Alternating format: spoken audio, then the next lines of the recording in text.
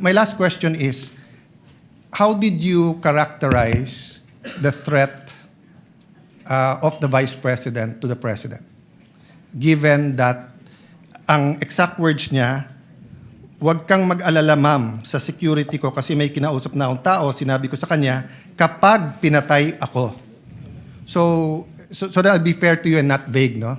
Did that phrase, kapag pinatay ako, have any bearing in your investigation? Yes, Your Honor. And what was that bearing or thoughts in your mind? First of all po, dun sa statement, may nakausap na po.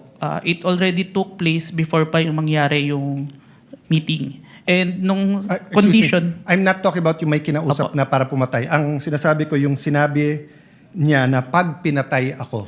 Yes, Your Honor. How did that affect your investigation?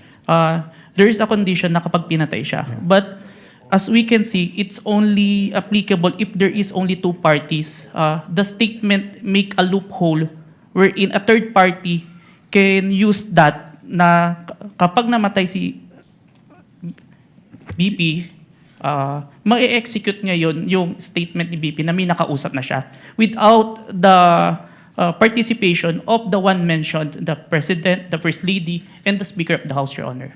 That's fair. But what I'm saying is that in your reports, did you characterize it as a conditional threat?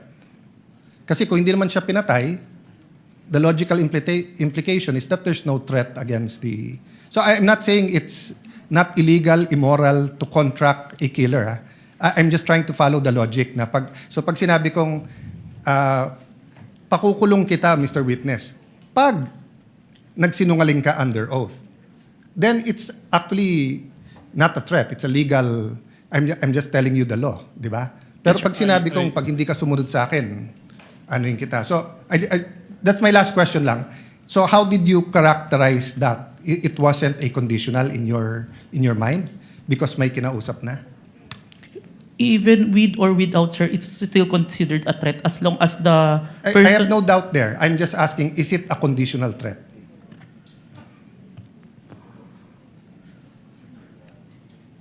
Based on our affidavit, sir, I believe it's conditional, which... Based in your affidavit? Affidavit. But your initial assessment, yung personal mo as an investigator, this is an investigation of the whole NBI, but yung personal mo? The threat is absolute, sir. Okay. Thank you, Mr. President.